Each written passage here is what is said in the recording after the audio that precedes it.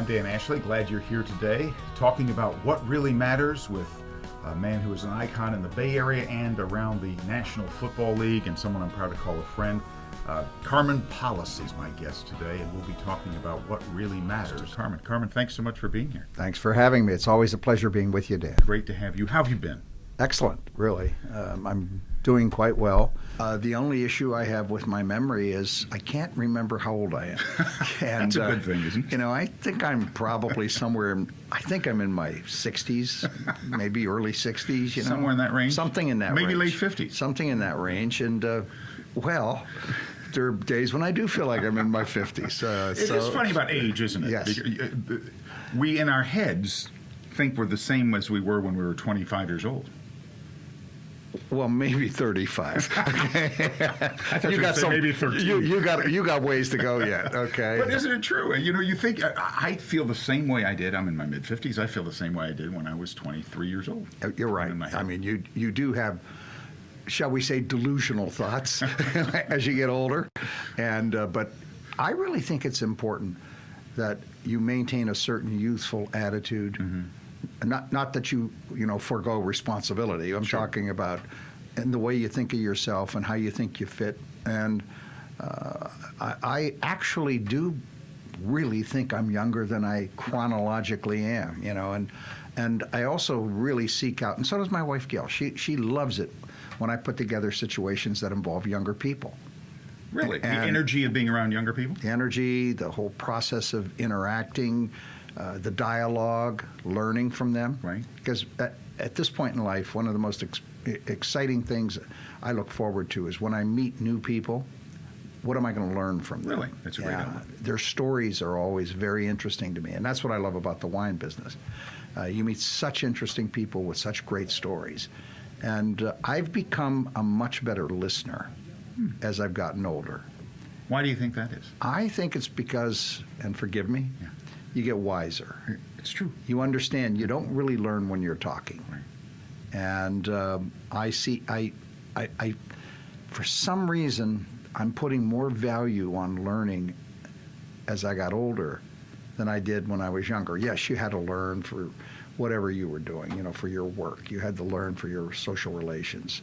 Obviously, in the NFL, you had to learn the whole business, and you had to learn how to get along within that environment known as the jungle. Right. Okay. Mm-hmm. And but by and large, I think maybe I'm missing the point here. Maybe learning's more fun and more interesting. I was going to say maybe there's more joy in learning now and less obligation or responsibility to do it. I think you're right. Yeah. It's learning for the sake of learning. Too bad we don't feel that way when we're 18. I know. God, I could have been so smart. When my youngest kid, who's now 26, was, I don't know, 13 or something, or 12, and we were making him do his homework, and he said, if one day they invent a pill and you automatically know all this stuff, I'm going to be ticked. And he has reason to be. Right. Well, learning is a joy, and what do you think you've learned about yourself as you've matured? I think I learned that I probably wasn't as cool as I thought I was when I was younger. Oh, interesting.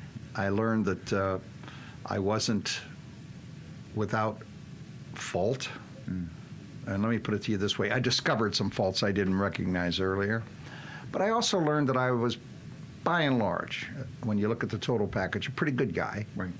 And I took some solace in that, and I tried to build on that as I got older, and making sure that I did more things that I thought were in line with not only certain expectations, not only society's rules, but also in terms of giving back and being nicer even to people. I always was nice to people. You've always been a gentleman. I tried to be. I really have, even as a kid.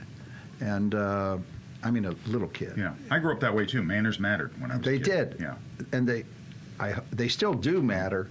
I wonder if it's being taught, though. Yeah, I'm not sure. I know civility seems to be slipping a bit. Yeah, and that's always was a value for me growing up. I knew that, and I want to get into so many aspects of your life. You're most famous for being the president of the San Francisco 49ers and CEO of the San Francisco 49ers. You've also been a trial attorney. You're a winemaker now, entrepreneur, philanthropist. You've had a pretty full life. pretty diverse and pretty full, and I have to say, pretty exciting. Yeah. I've lived a very good life, and there were times in the NFL when I would sit back and say, "Oh, if only I could have the joy and peace of a first-degree murder case." You know, and the stress, the less stress. Less stress. Did you enjoy being a trial attorney? Oh, I loved it. Really? What did you like about it? It was exciting. Yeah. I mean, the kind of trial work I did, and I was doing it before the day of the total dominance of the huge firms, and the huge firms that would bury you with paper and bury you with back office discovery situations and putting you to the test just to deal with the boilerplate pleadings that were filed, and Just so trying to break you into down. yeah. You can't possibly stick with this, and so forth. I was able to get into the courtroom on a matter of, let's get this thing resolved either by a judge or a jury, and it really was, I'll say, inspiring. It was exciting. It was demanding. It was show business. Yeah. In a very serious sense. Sure. With serious results. Not just a start, a beginning, and an ending, and everybody gets up, and the next group comes in and buys. But you popcorn. have to build confidence and be persuasive and win people over to your side of thinking. Absolutely. Did you feel the stress of being a trial attorney when the responsibility of someone's future rested on your shoulders? Yes. Whether that future was their personal futures in terms of their careers being ruined, possibly going to jail, maybe even a death penalty, or their businesses being ruined. When I was doing some commercial work, which is how I actually got to know and become almost a brother of and very good friends with Eddie DeBartolo Jr., The owner of the 49ers. who ultimately bought the San Francisco 49ers, who ultimately opened the door for me to come walking into the NFL. But you enjoyed the responsibility of defending people and protecting people. Yes, I absolutely did. I welcomed it, and I sensed that it gave me a purpose. And it gave me a purpose to not only do something that was, shall we say, worth doing, but also to engage what I thought were my abilities and talents in a way that would be fulfilling for me and for my career. And this led the way, as you said, once you started doing some business law and to meeting Eddie DeBartolo and getting into the NFL. That was a happy accident, wasn't it? It was a most happy accident. Thank God I was in the right place at the right time with the right people. And just to take it one step further, and being able to take advantage of this once in 10 lifetimes opportunity that was presented to me. And did you know it was a great opportunity when it was presented to you? I did not. I knew it was something exciting, and I knew it was something that was going to be positive. And again, I love diversity in my life. Sure. But I had no idea it would lead to what it did. Right. I had none. What a ride you took in the NFL. And still, you're involved still with the NFL now, aren't you? You're involved with the Denver Broncos, right? Settling an ownership dispute? I've been appointed arbitrator and hearing judge to resolve a dispute there. And you also worked with the Oakland Raiders on the Coliseum project. You're sort of a firefighter in the NFL, aren't you? Is that because you really are in some ways? Is that because of your work as a lawyer, or because your past as an executive of the 49ers, or both?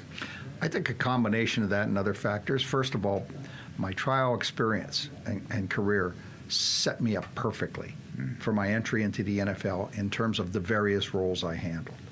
And I feel that because of my nature and because of what I had done, and I think done pretty well, I automatically was sought out to put out the fires, or to, shall we say, rescue the people before the building collapsed, that kind of thing. Get as many out as you could. Right, and nothing's more interesting in life than doing that. I'm sure physicians will tell you, that when they're dealing with not only curing people, but saving them from, shall we say, that slippery slope that takes them to the next land. Yeah. I'm sure that's got to be even greater in terms of self-gratification. Well, I know, over the years, lots of paramedics that I've talked to, or trauma surgeons, or, nobody wants to see anything bad happen to anybody, but when it does, they get excited because it's a chance to make a difference. It's a chance to put their training to work. Yeah. it's kind of like, that wonderful hunting dog. Hangs around the house, but the moment they start collecting the camo and bring the guns out, we go. and the car's getting loaded, they're really sensing it and they're sparking. They're really ready to go, and that's kind of the way it is. Yeah. When they asked you to get involved with the Denver Broncos ownership situation, we don't have to get any great detail in it, but there's a dispute. I'm actually not permitted to give any details. Why did you say yes? Why did you want to do it? Well, first of all, I love the NFL. Yeah. Secondly, I loved what I did in the NFL alongside owners. One of the owners was Pat Bowlen, the former owner of the Denver Broncos, who's passed away. And Iconic figure. Iconic figure. And when the commissioner calls and says, I think you're suited probably perfectly to handle this, I want you to handle it. He didn't say, will you take it? He sort of told you. He says, I want you to handle this. And yes, sir. And again, because I'm blessed, I'm at a point where I can make the time to do that. Whereas if I had another full-time career, I couldn't. Right. I could step aside from some of the community things I'm doing and some of the wine business issues and so forth, and I could do it. Okay. Let's talk quickly about your effort. I know you worked with the Los Angeles Rams on a Coliseum deal, the Oakland Raiders Coliseum deal. The Oakland Raiders didn't pan out. They're going to Las Vegas. Should that have happened? I'm going to be critical now. It should not have happened because Oakland was dealing with an owner that I don't think any other community quite had the opportunity to deal with. Not only did Mark Davis truly, I know because I was behind those closed doors talking to him and his people. And not only did he really want to stay in Oakland, a lot of owners don't want to leave the communities that they threaten to leave or do leave. He was willing to take a far lesser deal to stay in Oakland. The other owners are not willing to do that. Interesting. He really did want to stay. I think he has the wanted- impression that it was a money grab and just whatever. paid Under him. no circumstances. Interesting. He actually was compromising the effort that we were putting forth on behalf of the then San Diego Chargers and the then Oakland Raiders to go to Carson and be the two teams going into L.A. Because he wasn't displaying the passion that the ownership was looking for. Okay. For a team to make the move. The Rams, of course, not only displayed that passion, but they displayed it with Stan Kroenke's significant money, building a structure that, I don't even know how to describe it to you. Right. When it's going to be done, you're going to say, how could this be? Really? How could somebody put all this together and build something? It's that impressive. Oh, it's going to be Really? out of this world. Really? But all they had to do was come up with a deal that worked. And the league was going to throw extra money into it as well. The league preferred them to stay in Oakland. Yes, that's what the league wanted. And Oakland's a community that has a certain set of priorities that sometimes get in the way of major development, major business, and so forth. But they lost the Raiders when they didn't have to. It didn't have to go down. I don't think so. I really don't. I think now, of course, Mark Davis is not overly lamenting his deal that he got in Vegas. Pretty sweet deal. Oh, it's an amazing deal, just an amazing deal. And the truth of the matter is, he's put up against the proposition that if he didn't get something that would financially enable him to continue in the league, he would have had to have distanced himself by a sale from the Raiders. And he didn't want to do that. Oh no, that's his life. That's his family business. Yeah, it's his really. life, Yeah. And but I just said to myself, what a sin that this community has an opportunity no other community had. Somehow, some way, you could find a way to do it. Just go out there and do it. And Well, they tried this once before, going to Los Angeles, and came back, and it just wasn't very successful. And I feel bad for Oakland. They lost the Warriors. They've lost the Raiders. The A's were up in the air for a while. And here I feel terrible. They were a great home team for the Warriors. Yeah. A home team. A home fan base. Sure, huge. The home field, home court advantage what was tremendous there, based upon all the people I know. Even when they were losing, they had the best Even when they attendance were in the right, NBA. they were incredible. Right. But you see where things go in today's day and age. I mean, first of all, who can compete with the Chase Center? Right. I mean, that's just, it looks like something came down from outer space and It put did. that thing right in place, and here you are. I went to the Elton John concert there a few weeks ago. What was that like? He was fabulous. I But like him. the arena is spectacular. Yeah, it's like you just- said, it is like it just came down and they plopped it there. It's Mm-hmm. phenomenal. And that's what would have been fun to have Oakland get that kind of coliseum in Oakland. Yeah. But they're getting invited. Or even something less than that. Right. But just enable the team to stay there. And I think the NBA players who played for the Warriors, I think they were pretty good to Oakland. Mm-hmm. I think they tried to be as supportive as they could be, as ownership was. But I think it became perfectly clear to everyone that, they were going to have to get out of that building. Right. And what are we going to do? Right. Where are we going to put a building? We don't know if we can go through all the things you have to go through. And I don't believe they would have put the same building there. that they put in That's correct. San Francisco. Right.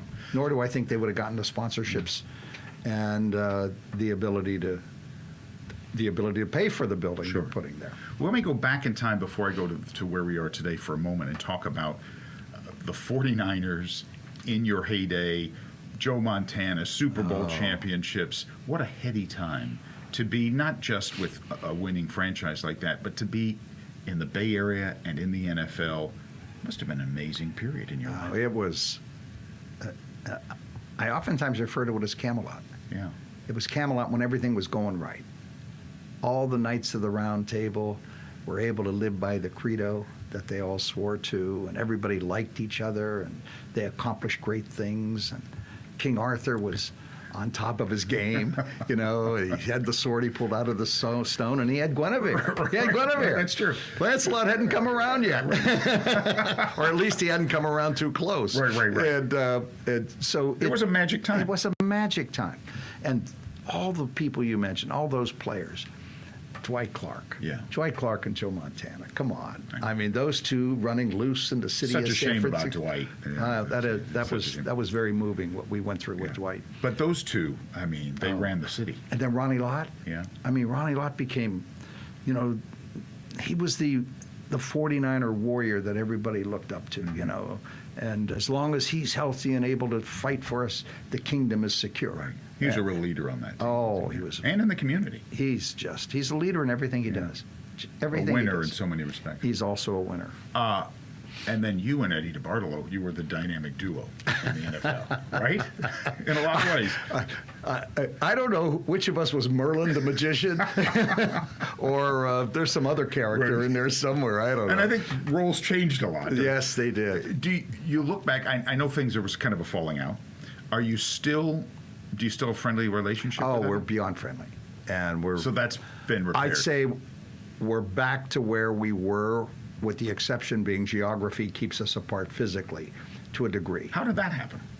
The geography? No, the restoring the friendship. Well, I got to give Eddie a lot of credit. I never took a torch and burned the bridge, whereas he didn't burn the bridge either. What he did was put a roadblock up. I see. And eventually, some of the things that happened in his life and that he was later able to evaluate started clarifying what I was doing in an effort to avoid some of those things for him. So he got new perspective. He got a whole new perspective. And you know what? He's a pretty hard-headed guy, but I'll never forget, he called and apologized. Really?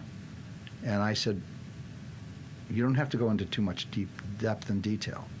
If you really mean what you just said, as far as I'm concerned, everything's fine. We're good. Yeah, we're good. And we have been good. How And much did that mean to you, that phone call? meant a great deal because, first of all, I liked him. We were like brothers. Right. I remember. Secondly, I rooted for him.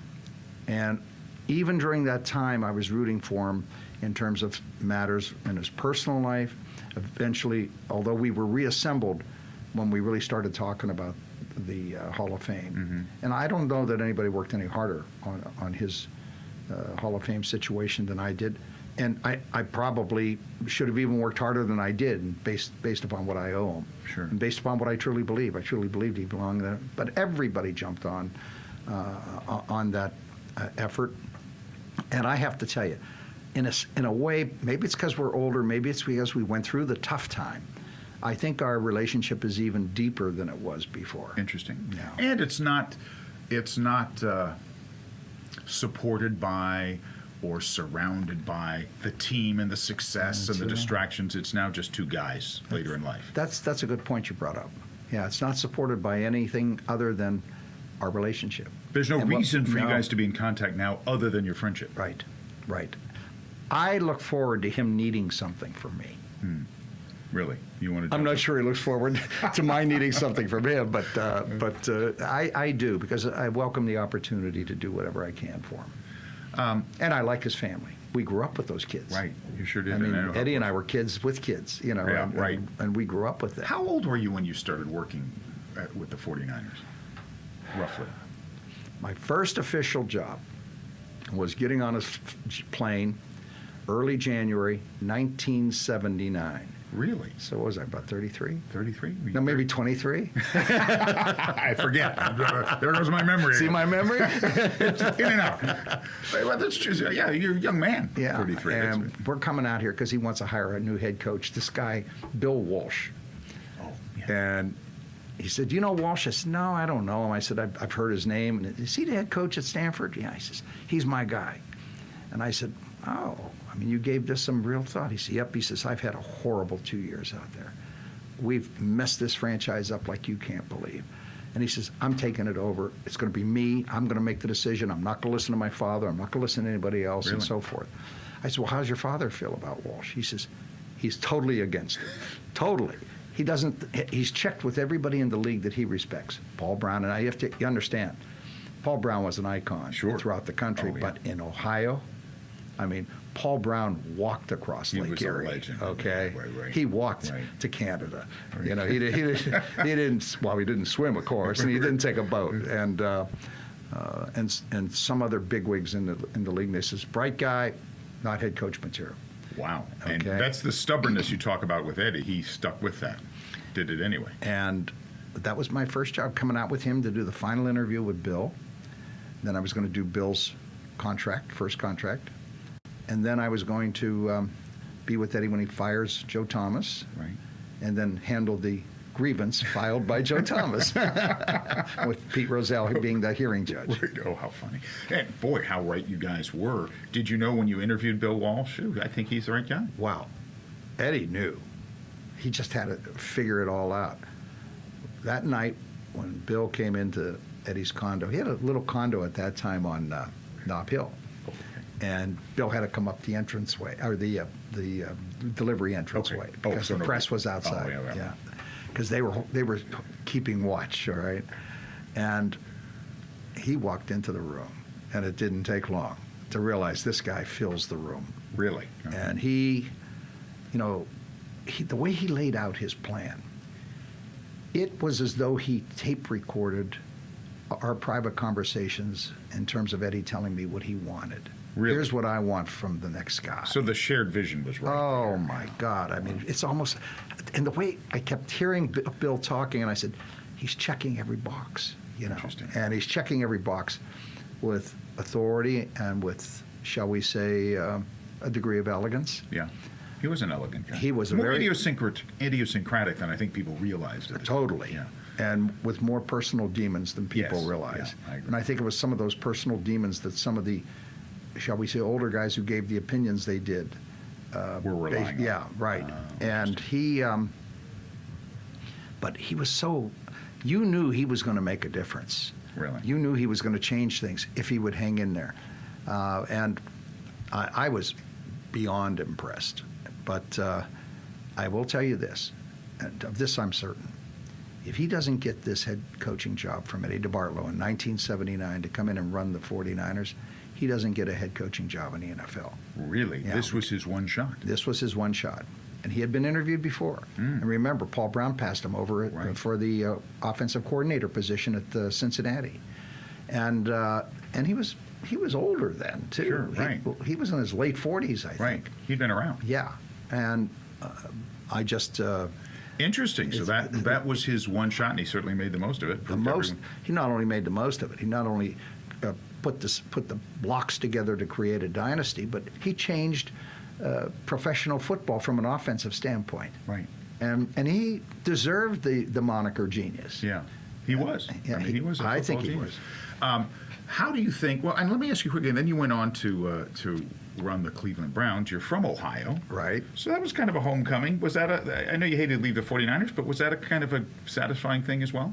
I hated to leave the 49ers, but that was during the most tumultuous time, and I was caught in the middle of the family conflict. Right. Eddie's family conflict. But by that, I'm talking about he and his sister and in-laws. And I realized it wasn't going to work. I just couldn't stay. Right. I'm not even sure if they wanted me to stay, but I couldn't stay. I think they needed me to stay at the time for stability, but would eventually be looking forward to getting somebody else. Right. And then I had the offer to go back and compete for the expansion franchise in Cleveland with a very successful businessman named Al Lerner. Mm-hmm. And go to your home state. And go to the home state. But I got to be honest with you. You know, when you're living in Northern California for years and you enjoy this lifestyle and you're part of the 49ers. The home state lost a little luster. You know, I used to tell Gail, buck up, don't worry about it. You're going to love it. There's nothing more beautiful than when you look at Lake Erie in December and it's frozen over to Canada and the sun hits the ice and the glare that comes off. It's a lovely, lovely natural scene. No wonder you were a good trial attorney trying to sell that. What'd Gail say? But she said, I hope the commute isn't too much on you. But she moved there, and I'll tell you what, it was home for her, too. She said, I could stay longer. We don't have to leave. It's a nice place in a lot of ways. Oh, yeah. Sure. And she had nice people. And we had a nice life. We had a beautiful home there. And her mom was close by, and she was able, another strong point. And, you know, I didn't understand this at the time. I now understand it. I understand more things now than I ever had. Being able to take care of her mother during her latter years meant a lot to her ultimately. So going back there turned out to be a great decision. And she was able to take care of her to the end. And she took great care of her mother. And I think that gave her a sense of peace and fulfillment that she wouldn't have had living here where we were. And purpose for going back. And purpose. Yeah. I agree with you. Yeah. And I didn't understand it. Even when it was going on, I didn't understand it. But you started, you know, and I'm thinking to myself, God, your mom's going to be, I didn't tell her this. Right. Your mom's going to be 90. She's had a great life. You know, the time's come. Okay? Well, you know, I lost my parents very early. And I would think that, you know, when they're up there, even if they're not a burden, the times come and you just accept it. Well, that doesn't happen, especially if they're not a burden. Right. Especially if they're people you enjoy and so forth. Still your mom. Yeah. And it's a level of sensitivity I didn't possess.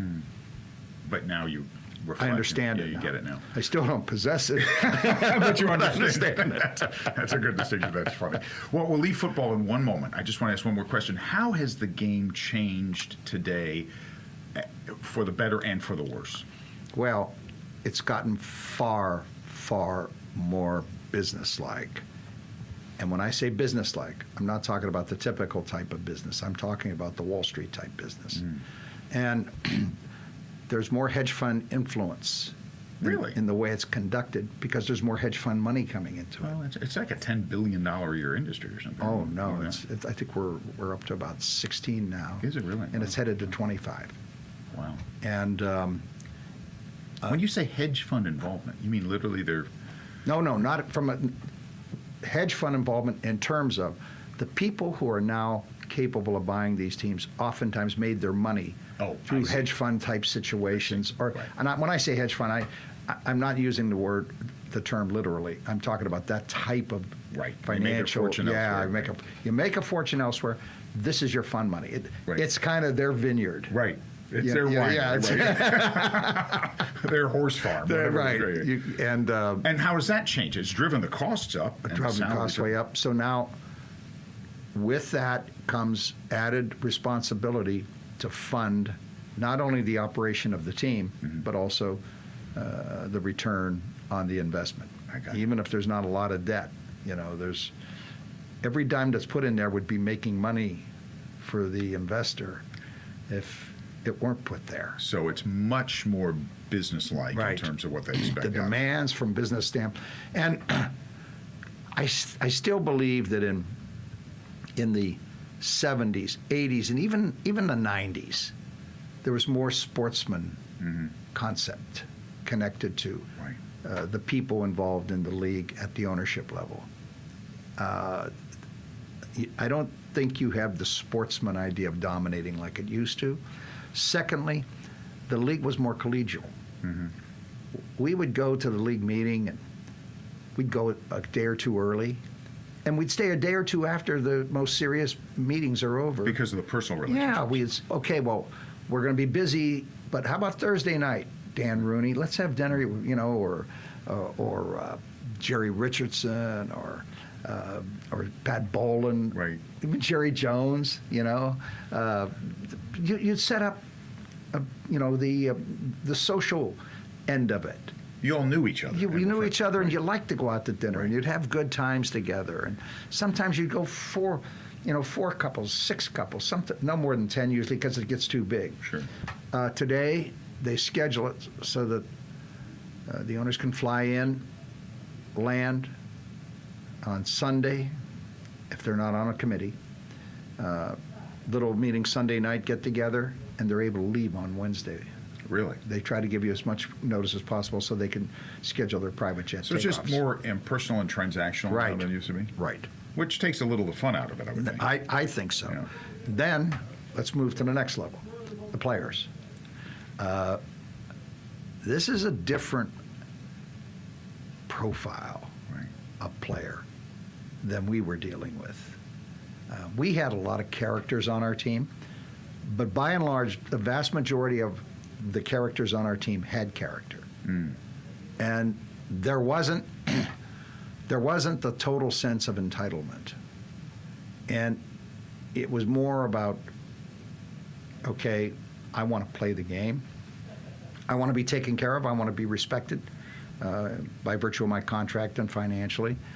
But once that was done, it's all back to being kids again, playing a game they loved and grew up with. And it also seemed to me that there was much more, maybe in part of the owners too, probably goes both ways, but players were more loyal to a specific team. Now they get traded all the time too. The owners trade them constantly, but they want out of their deals more. And it's a different, look at what just happened with Antonio Brown. Exactly. That kind of situation. Well, he's got a destructive personality. Right. I don't even know how to account for it.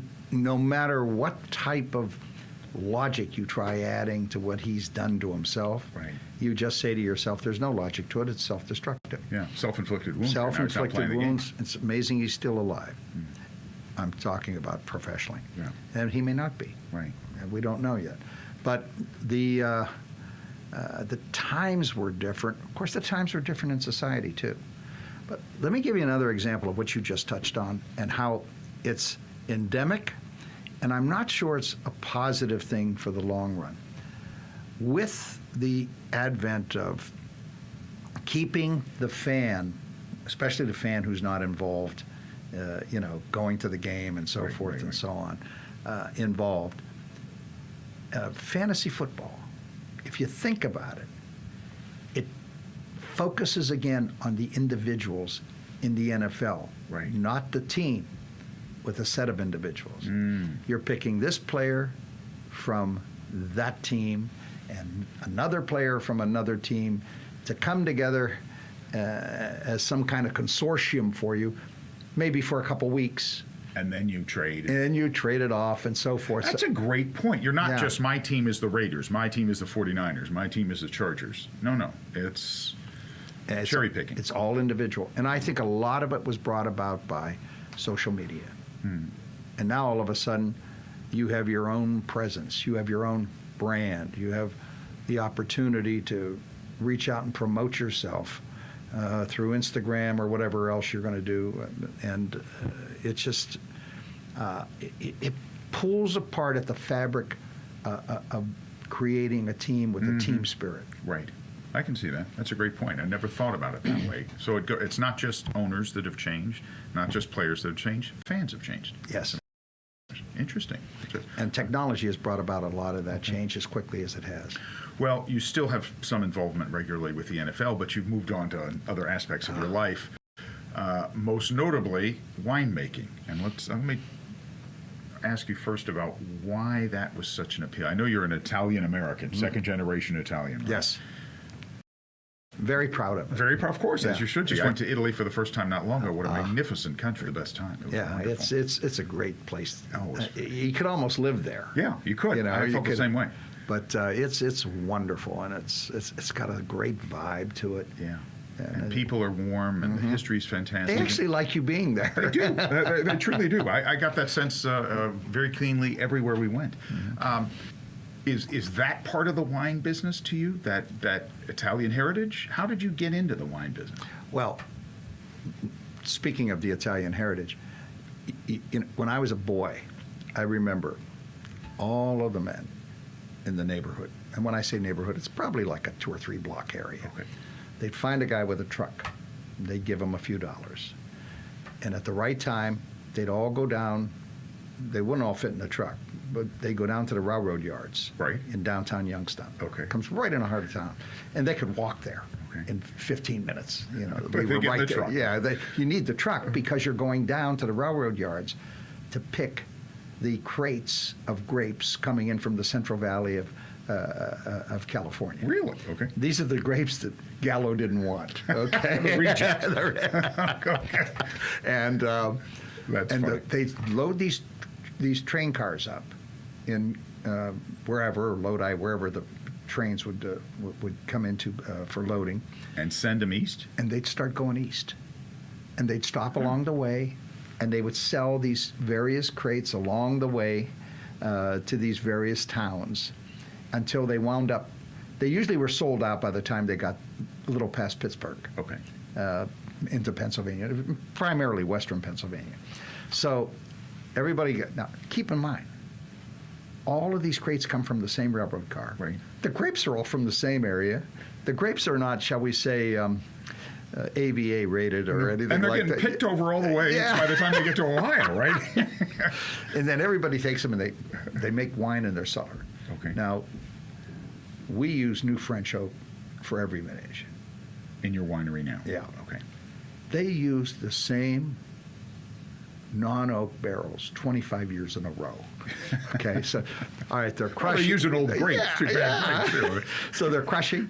In goes the juice into the barrel. That's around November, Okay. sometimes December. They start tasting, getting ready for the release around Good Friday, sometime in April. Okay. Hopefully they want to sample the new vintage, which is what, 5 months old, something like that, on Easter. And then the real release comes, probably around the 1st of May. Right. In the gallon jugs with the little hook that you could put your finger in. Like a That was moonshine. my first exposure to wine. And I would serve 10:30 masses on Sunday. Okay. After mass would be the main meal at 12 o'clock. And I'd always get a glass of wine, one of those little glasses like this, usually half wine, half water, because they would take the position that wine is part of the meal. Sure. And that's Very European. Very European. Yeah. And then we'd listen to the Cleveland Browns on the radio. Oh. And so that started it.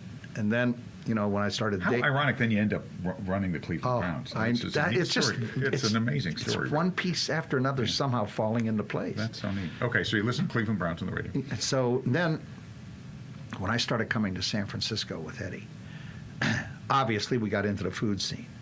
The moment you get into the food scene in Northern California, you automatically gravitate to the wine. Sure. And then I got up to Napa Valley every chance I got. And I loved it. I loved it, and I loved the whole feel of it. I loved the story. And when we were ready to leave Cleveland, I I started looking in the Napa Valley. I thought for a weekend place, if we were going to live in the city, we're going to have a condo in the city and Spend have a some place. weekend up Yeah, right. Well, But not as a winemaker, just to No. live up there and enjoy the lifestyle. maybe have like some vines on it, and I was going to make the wine in my garage. like going back to the, only use better stuff. But then we found this 14 and a half acres, and it was beautiful. We planted a world-class vineyard. Was there a vineyard there? There had been, but the Mondavis had ripped it out because it was kind of old, Okay. and there was some disease. So it was just the land. It was land, 14 and a half acres of Okay. a field. Think of a field. Wow, all right. Perfectly located. Nobody ever thought of a home there, though. And so my wife stole 5 acres of it for the house and the landscaping. She just had no right taking all that land for that. But. And I got 9 acres for the vineyard. And and we've been making some really good wine. Now, by the way, I don't recommend this to any family that wants to use the kids' college money. Yeah. You know, Well, you know the wine better than I do. You know Yeah. how you make a little bit of money in the wine business? Spend a lot of money. Right, exactly. But you've done well. It's turned out okay, and I'll tell you what else it is, and it's a lesson in terms of lifestyle. It was almost, I'd say, 80% a lifestyle decision, Yeah, it is. and that paid off great dividends, because some of the most interesting people at the most interesting time in their lives have been through there, and to be able to interact with them and as I say, learn from them, Sure. experience them, and so forth. It's helped not only keep me elevated in terms of, I'll say it, intellectual and social Stimulation. stimulation, Yeah. but it's also it's been fun. Yeah. It's been a lot of And fun. the wine business, it is a lifestyle business. Yeah. And a lifestyle environment. Very much so. Gossipy Anna is the wine, right? What kind of wine do you make? Only Cabernet. That's Only all. Cabernet. That's all we grew. By the way, you know what it means? No. Gossipy Anna is Italian, and it means full house. Full house. Right. We didn't want to put the vineyard is named Policy Vineyard, but we didn't want to put that on the label. And my wife says, "Well, how do you say full house in Italian?" I says, "I don't know, casa something." And she said, "Well, you know, you got 3 sons and 2 daughters, 3 of a kind and a pair. That's a full house. The house is always going to be full because I know you. We're going to be entertaining. We're going to have Right. people and so forth and so on. How does that sound?" I said, "Well," I called Pino Spinoza. He owns Tiramisu Right. restaurant, you know, on the alley, Belden Alley. Right, sure, of course. Leading from, is it Pine over, no, from Not Bush to Pine. Yeah, Bush to Pine. Yeah, By the B of A building. Bush, yeah. So I says, "Pino, how do you say full house in Italian?" He said, "Oh, Gossipy Anna." She loved the sound of it. Spell it, Pino. He's spelling it, you know. So she says, "All the lawyers, I says, "Well, we better check this out." "What do you mean?" I said, "I got to call a couple of the professors at some of the universities, make sure Gossipy Anna means strictly and cleanly full house." Nothing else. Because Pino could be doing a little dialect. It could mean house of the bad women. Right. You know. never know. Yeah. You have to be careful. Right? Don't assume. The house where you never want to go. You know, but it was clean. Right. And that's how we got the name.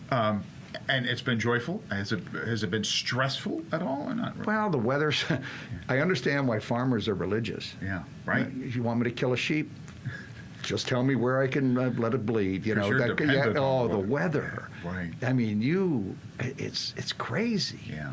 But when you think of it, and think about for centuries. When they didn't have satellite. No, and they had only their instincts, and they had their past history, and but it's really joyful going out there in the morning, and then harvest, and then seeing the product of That you what created you on your grew, land. and yeah, it's Now, you made a decision to sell the winery. You retained some ownership, I know, but that must have been bittersweet? well, Gal was right. She said, "This is something that I could never handle if something ever happened to you, and it's time for you and me to start downsizing, and let's travel a little more." Because she sensed I was getting happier and happier staying home more and more. You know what I mean? She's not up for that. Jeans. I never owned a pair of jeans for so long in my life, and I wore a tie and jacket from the time I was a first-year law student at Georgetown, because you had to wear. You Sure. didn't have to, but you were expected to wear Yeah. a tie and jacket to class then. And all of a sudden, I get to Napa. the jeans are taking up a major part of my wardrobe. And First time you'd ever really bought when she picked on a social event we had to go to, and I had to throw a tie and jacket on, I'm looking at her sideways. I'm like that now. I wear a suit and tie every day. I don't want to. It's kind of cool. All right. You're like me when I first, I was blind as a bat as a kid, and as a young man, I got LASIK surgery to fix my vision. Oh. And after that, I'd never been able to buy regular sunglasses. So the first couple of years, I bought every pair of sunglasses I ran into because I'd never been able to buy regular sunglasses, like your blue jeans. Was selling it challenging, though? Or, emotional? It came pretty quick. So I didn't go through some long, drawn-out process. And in a way, it was very rewarding because the lovely couple who bought it lost their home in 2017. Oh, in the fires. In the fires. Oh. And we knew them, and they were friends. Plus, we had the same winemaker, Thomas Brown, who's a rock star up there. And they said, look, if you're really thinking of downsizing, we love your home. We love the architect who did it. You guys did a marvelous job. We love the vineyard.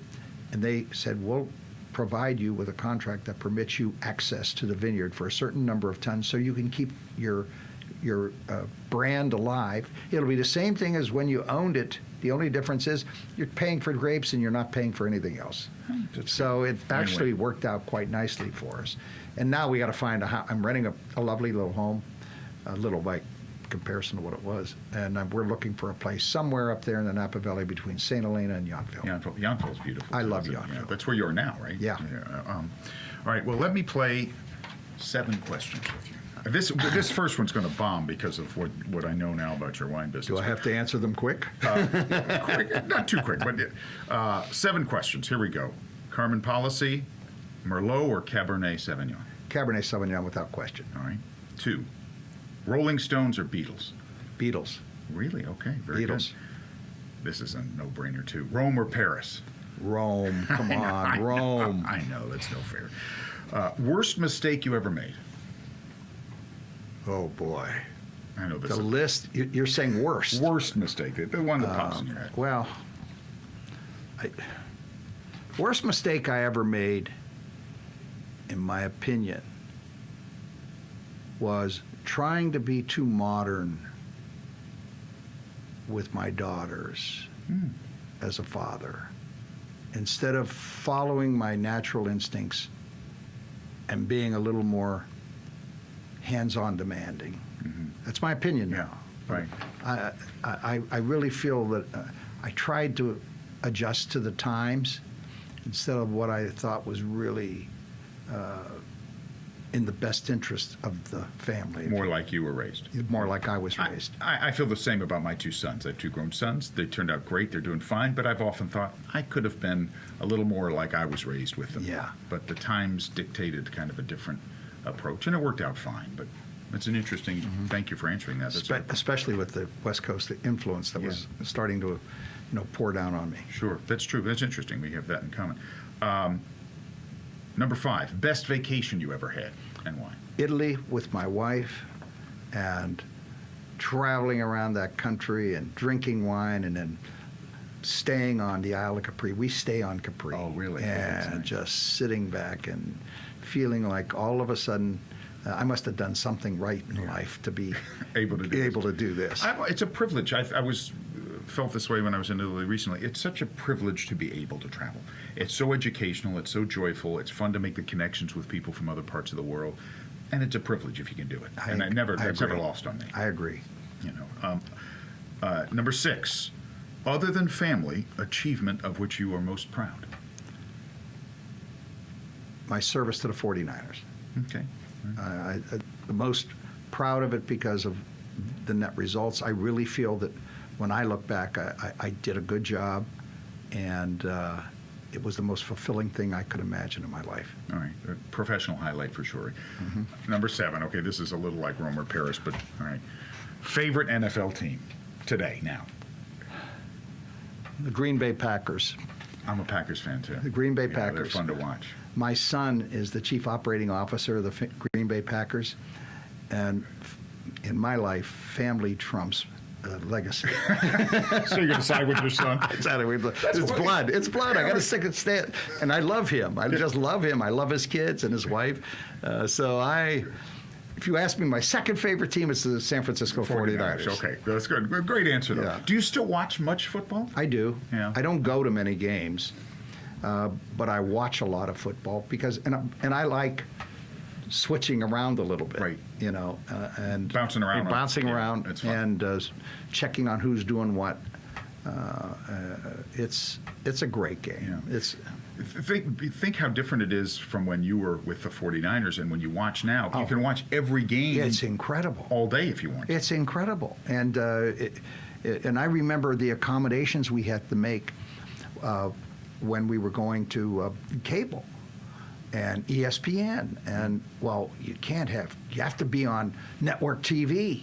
Okay, so we're going to let ESPN come in, but whenever ESPN does a Monday night game, there will be also a broadcast in the two markets of the two teams playing on network TV. And I think ABC, for example, will be carrying the Cleveland Browns San Francisco 49ers Monday night game, and it's just we've come that far. Right. Streaming, I mean, just think of it. Oh, now you can watch the thing, I can't remember what they call it, Red Zone maybe, where you can watch, they constantly interrupt to show you whatever score was made. Are they streaming Red Zone as well? Yeah. I didn't realize that. I believe so. It's all changed, hasn't it? Mm-hmm. It's a good time to be a fan in some ways. It is. Yeah, I mean, they're catering to you in every way, shape, and form. Although it is so, I have to say, I don't go to that many games. It's so expensive to go. It costs. I always wonder how a family making not too much money can afford to do it. It's expensive. It's very expensive, and then the nicer the building, the more expensive it gets. Right. And I just, I think there's a gentrification process occurring that takes a lot of the spirit and the enthusiasm out of the home field situation. Sort of the innocence too. Yeah, the innocence as well. I mean, you don't talk about, the kids don't talk about, yeah, I think we're going to go to the game this week. Right. You know, right. It's, in our day we had the what was it, Berkeley Farms kids. Oh, yeah. Do you remember? Right. Oh, sure, absolutely. And the Berkeley Farms kids would come, and we'd have the seats for them there in the pull-out area, and there was just a family situation existing. And I don't know if we have the kind of time, but I got to tell you, a misstep we made with the Niners that really opened our eyes to the whole concept of what develops in the stands amongst the fans. We were doing really well, and we were going to change the pricing of tickets and charge the same amount for every ticket in the stadium. And we were selling out. We had a big list, and we were talking about maybe even changing some of the seats, not necessarily making them worse, but changing some of the seats and so forth. There was an outcry because people said, what you're doing is you're disturbing our neighborhoods. Oh, and they considered those seats neighborhoods where so-and-so would come, and if they weren't there, the person there would introduce themselves as, well, we're out-of-town relatives, and they gave us the tickets, or we're a cousin, sure, or we're friends. I've seen that happen many times. And we backed off immediately, and that became untouchable. I don't know that that's the way it is today, with the secondary market selling tickets, I mean. I'm not sure, and I know that was a big concern leaving for the Warriors among the fans going to San Francisco. Yeah. It's a fabulous stadium, but there was that environment Yeah. in Oakland that those fans enjoy. It's going to be interesting to see what the home court situation's like. Right.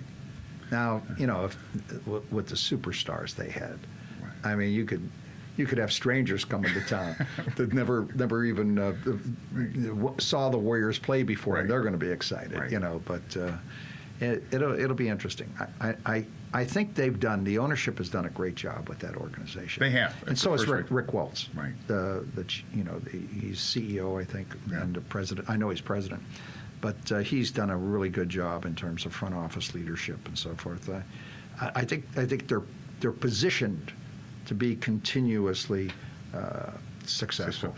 It seems to me that you can compare them a little bit to the way the 49ers were run back in the heyday. It was sort of first rate and done in that way, and the Warriors have done it. The new ownership, not that new anymore, but they've done a good job of doing that, I think. I know I'm being self-serving, but yes, I agree with that. And I thought about that several times. Right. Now, the trick is doing it for 2 decades. Right. And somehow, Bob Kraft, Bill Belichick, and Tom Brady have been able to do it. It's a phenomenon. It's a phenomenon. It's not without controversy, but No. they have done an amazing job. Yeah, and I think Bob Kraft's a very smart guy. Bill Belichick may be the best head coach to Of all ever time. coach in the NFL. People say that. I'm including our guy Sure. in that. Well, you're including Vince Lombardi. You're including Bill Walsh. I'm including Tom, Tom Landry. yeah. I'm including all of the greats. I don't think anyone's been more successful than he has in No. terms of wins and losses in Super Bowls. No, and he's done it. He's done it with this amazing ability to not have an overabundance of stars. That's true. Think about it. That's true. Other than the quarterback and a couple of others. Yeah, Gronkowski's gone now. Right. Real quick, who are you going to say? Oh, you're going to say Brady? Yeah. You might say Edelman. Yeah. Edelman, I would say All that. right, go ahead, keep going. Yeah. Right. You can't. You can't. That's true. That's a good point. Whereas with us, you know, There was. I could rattle 6 names off without Easy, even thinking. easy, just maybe 10. in my sleep. Well, as you look back now and you move forward to new life without full-time winery stuff, and you look back at this amazing life and legacy you've created, Carmen, what really matters to you? Well, I think what matters is my reputation. I've always felt, and I thought that besides what guidance and help I can give my kids, I thought that probably one of the most important things I can leave behind for them is a good reputation, or not even leave behind, but I can provide them with and leave behind is a good reputation. And the way I treat people, and hopefully taught them to treat people in that fashion. I like people. Yeah. I really do. Yeah, me too. You got to go out of your way for me to dislike you. Now, it's happened. Sure. I always meet somebody, or truly, I always meet someone and think, this could be my next best friend. You don't know. Yeah, exactly. You know, I like to go into it with that attitude. The other thing is, I'm very happily married. That changes everything in life. I mean, when you got that piece well in place, all of a sudden, your thought process, the way you look at life, the way you handle responsibility, the way you can go about doing other things that you can enjoy, and you're not out seeking the situation that you gotta know isn't really good for you. Right. You know what I'm saying? It settles and centers you in a way. It certainly does. So I married well in that regard. Obviously, I've done well for myself by Youngstown, Ohio East Side standards, but based upon the group I run with, compared to them, we're borderline homeless. Okay, Or Carmen Policy. yeah. But I'm satisfied with that end of things, and I'm just a pretty happy guy at this point. You've been a happy person most of your life? Most of it. Most of it. I've always tried to see the positive things that were going on, and I always kind of liked where I was headed. Because even if things weren't going well, I always felt, yeah, but don't worry, you're headed in the right direction, and things will get better. Or I'm going to be able to handle this and find a new route. Do you still, last thing we'll talk about here, do you still try to have that attitude? Now, it's easy to look back at such an amazing adventure you've had in life and wonder what can be next. It's important, I guess, to you to look forward. I am looking forward, and I try to look forward when I help with community matters, whether it's in the Napa Valley or whether it's in San Francisco or the Bay Area. I take a lot of satisfaction in being on the board at UCSF. And meeting those marvelously talented and amazing doctors and scientists that win these Nobel Prizes. Geniuses. They're geniuses. Yeah. But their mission in life is so absolutely pure, incredible, and it's overwhelmingly impressive. Yeah. So again, just like the young people you run with make you younger. Right. These people inspire you, and they even make you feel a little smarter, And so it's all pretty good stuff. But I will tell you this, and I hate to admit it, if things went to hell in a handbasket and everything kind of fell apart, I don't have it in me to go back and start over. It's, I Took a lot out of you. Yeah, I could have done it many times over many years. But you hit a certain point, or at least I hit a certain point where I thought, okay, I got it. Everything's fine. Love it. But, if I had to, I couldn't go back at this point in my life and recreate it. It just takes too much. It takes too much. It took too much. Yeah. And it would take too much. And I know how much it took. Yeah. I mean, as successful as you are, nothing comes without sacrifice. You pay a price for everything in some ways or another. I lost both my parents very early, and the only thing that was left was nothing. Right. So, but that's okay. In some ways, I view that whole situation as an advantage, because something happens to you when you find yourself in a situation like that. It either causes you to become the best you can be and motivates you to keep moving forward, or it buries you. One or the other. How old were you when you lost your parents? 9. Yeah, that's a tough break, isn't it? Yeah, and unexpectedly, and then my dad got sick shortly thereafter, and then he died a few years later, but never lived with us. I know they would have loved to see. Oh what you've yeah, done with especially your my life. mother. Yeah, She was one of those, Right. helicopter mothers. Right. Always active at the church, always active in the community, and wanted you to do your homework and only play with the right kids. Right, of course. Yeah. My mom was still the same way. Even later in life, she was the same way. But like you said, your life could have gone in 2 different directions when you lose your parents that young. And I've known people. A very good friend of mine. He lost his brother, and his kids had a very difficult time because they got a bad break without their parent. There were a few situations where I almost took the wrong road, and I don't know what it was. Was it some other influences? Was it something left over from my mother's teachings? Was it a priest or a nun that had been helping me with my education or something? I don't know. But there were moments where you had to make that instantaneous decision to go that way or that way. And thank God I made the right choice. And you made that many times in your life, not Well, just in one. no. Carmen, thank you so much for coming. Thank you. Carmen Policy is the guest, former CEO and president of San Francisco 49ers, of course, and an illustrious career in the NFL, but also a winemaker, philanthropist. Carmen, great to have you on. It's my pleasure. Thanks so much. Thanks.